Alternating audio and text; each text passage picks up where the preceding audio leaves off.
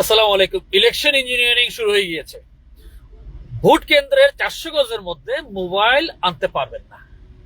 কি আজব তামাশা! ইসির স্বাক্ষরিত কর্মকর্তা যে চিঠি দিয়েছেন, সেই চিঠিতে পরিষ্কার উল্লেখ রয়েছে দায়িত্বশীল পুলিশ এবং প্রিজাইডিং অফিসার সহ দুই একজন ছাড়া আর কেউ মোবাইল আনতে পারবেন না। অর্থাৎ ইভেন পোলিং এজেন্ট, সংশ্লিষ্ট প্রার্থীর যারা পোলিং এজেন্ট, ওরাও কোনো মোবাইল আনতে পারবেন না। সাংবাদিকরা মোবাইল আনতে পারবেন না। তাহলে ভাই আমরা কি রেডিও বিবিসির খবর শুনবো? সেই ঐতিহাসিক আমলের ওই খবর দেখবো? আমাদের প্রধান উপদেষ্টা মহোদয় বলেছেন বুট হবে আবার উৎসব। উৎসবে সবাই যাবে, লাইন ধরে ছবি তুলবে।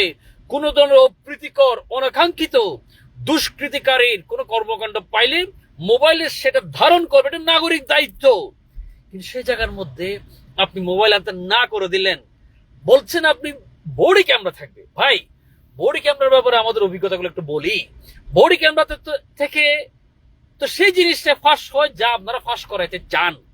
বাকি হাজার হাজার জিনিস বডি ক্যামেরাতে আপনারা ধারণ করেন। ইতিমধ্যে অনেকে অনেক জায়গায় ধারণ করছে। কই জনগণের উপকারার্থে জিনিস তো আমরা দেখি না। আমরা দেখি যেটা আপনারা ফাঁস করাইতে চান সেটা বডি ক্যামেরা থেকে ফাঁস হচ্ছে। আর এদিকে ইলেকশন ইঞ্জিনিয়ারিং এর এই মহোৎসবের একটা আধুনিক সিস্টেম যেটা আপনারা চালু করেছেন, বর্তমান সময়ে মানুষ এগুলো সহজে ধরতে পারে। দ্রুত দ্রুত এই আদেশ বাতিল করেন।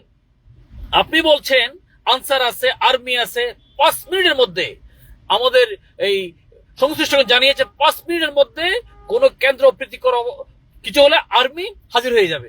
তাহলে এখানে আপনার মোবাইলের অসুবিধা কি? লাইন ধরবে দূর থেকে, ওদের হাতে মোবাইল নিলে কি সমস্যা হবে? অর্থাৎ এমন কোন কর্মকাণ্ড আপনারা করতে চাচ্ছেন কিনা যাতে দরজা বন্ধ করে ব্যালট বক্স চেঞ্জ হয়ে যাওয়া বিচিত্র নয়, দরজা বন্ধ করে যেই অর্ডার আসে সেই অর্ডারে আবার ভোট মারা বিচিত্র নয়। যেহেতু নেডা তালতলায় কয়বার যায় একটা কথা আছে, আমরা ভাই মাথা নেডা। আমরা বাংলাদেশে অনেকবার ভোটের এই সমস্ত কাহিনীগুলো আমরা দেখেছি, রাতের ভোট দেখেছি, বিভিন্ন সময় ভোট দেখেছি। সুতরাং এই আমাদেরকে ভাই মেহরবানি করে এগুলো শিখাইয়েন না। আপনারা ইসিতে কে কোন দলের দায়িত্বশীল হয়ে দায়িত্ব নিয়েছেন এগুলো কিন্তু জনগণ জানে। এই ধরনের কিছু যদি করতে চান তাহলে কারা নির্দেশনা দিচ্ছে, কারা এগুলোর পিছনে আছে, এগুলো কিন্তু জনগণ আবিষ্কার করবে।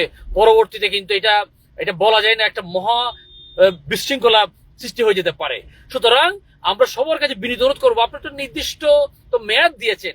এই 400 গজের মধ্যে অনেকের বাসা বাড়ি আছে, আপনি এটি কেন করছেন? আপনি যদি একান্ত করতে চান বলেন, এই মোবাইল দিয়ে একজন আরেকজনকে ডাকবে, গ্রুপ ডাকবে, মিটিং হয়ে মিছিল হয়ে একটা বিশৃঙ্খলা সৃষ্টি করবে। প্রয়োজনে সংশ্লিষ্ট এলাকাতে নেটওয়ার্ক বন্ধ রাখেন, কিন্তু এটাও যদিও যৌক্তিক হবে না। কিন্তু আপনি মোবাইল কেন বন্ধ রাখবেন? মোবাইলের অ্যাটলিস্ট ফুটেজ গুলো থাকলে পরবর্তীতে যে কেউ এটা নিয়ে ক্লেম করতে পারবে। এবং দেশে বিদেশে, যেহেতু বিদেশ থেকে অনেক পর্যবেক্ষকগণ এসেছেন, আচ্ছা এই পর্যবেক্ষকগণের মোবাইল কি হবে? ইসির নির্দেশনা তো ওই বিষয়ে কিছু লেখা নেই। তাহলে ইন্টারন্যাশনাল পর্যবেক্ষকগণ যারা আছেন ওনারা কি মোবাইল নিয়ে যেতে পারবেন না? ভাই, এই ধরনের এটা মনে হচ্ছে ঘুম থেকে ওইটা একটা নির্দেশনা দিয়েছে, বাস আইন একটা আপনি লিখে ফেলেছেন।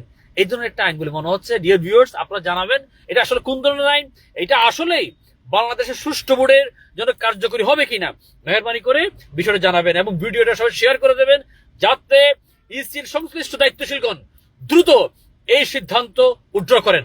মোবাইল থাকবে, হ্যাঁ, আপনি বুথে যাওয়ার সময় মোবাইল সাইলেন্ট রাখবেন, অফ রাখবেন, মোবাইলে কথা বলবেন না, এই ধরনের মোবাইল ইউজ করা যাবে না, ভাইব্রেশন দিয়ে রাখবেন। এই নির্দেশনাগুলো দিয়ে রাখেন। এক একটা কেন্দ্রে 20-25 জন করে আইন শৃঙ্খলা বাহিনীর দায়িত্বশীল থাকবে, সেখানে ভোট দিতে এসে কে সমস্যা করবে? সো আমি বিনীত দৃষ্টি আকর্ষণ করছি, এই সংশ্লিষ্ট দায়িত্বশীলগণ এই সিদ্ধান্তের বিষয়ে দ্রুত ব্যবস্থা নেন। ধন্যবাদ সবাইকে। আসসালামু আলাইকুম।